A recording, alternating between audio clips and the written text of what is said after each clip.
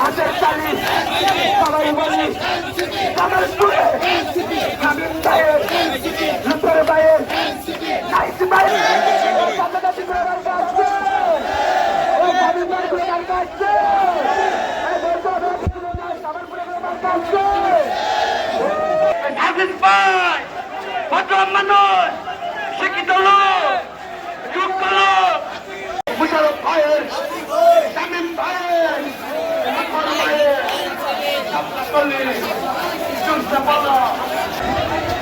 সংগ্রামী জামালপুরবাসী, আপনারা দেখতে পাচ্ছেন জনাব নাইল ইসলাম এমপি এবং সার্জিস আলম জামালপুরবাসীকে হাত মেরে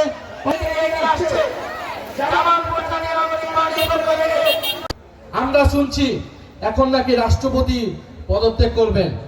রাষ্ট্রপতির এত বছর পরে মনে হলো তার পদত্যাগ করা প্রয়োজন। রাষ্ট্রপতি পদত্যাগ করবে না, হয়তো সরকারি রাষ্ট্রপতিকে সরিয়ে দেওয়ার পরিকল্পনা করছে। চিন্তা করে দেখুন, এই বিএনপি সরকার যারা বলে 2/3 আসন পেয়ে তারা সরকার গঠন করেছে, 5 মাসে তারা আওয়ামী লীগের রাষ্ট্রপতি পরিবর্তন করতে পারে নাই। বলে যেই সরকার আওয়ামী লীগের রাষ্ট্রপতি পরিবর্তন করার সক্ষমতা রাখে না, সে দেশ পরিবর্তন করবে কিভাবে? ফলে আমরা মনে করি ফ্যাসিস্টের দোসর চুপ্পু পদত্যাগ করলে হবে না, পদত্যাগের পরে তাকে গ্রেফতার করতে হবে।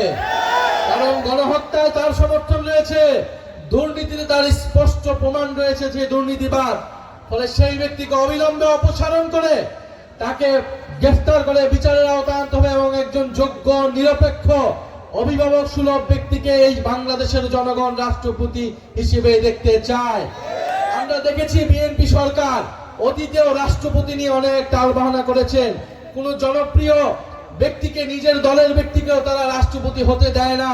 তারা এতটাই ভয় পায়, সবকিছু কুক্ষিগত করতে চায়, সবকিছু নিয়ন্ত্রণ করতে চায়। আমরা দেখব বিএনপি সরকার এবার কাকে রাষ্ট্রপতি নির্বাচন করে।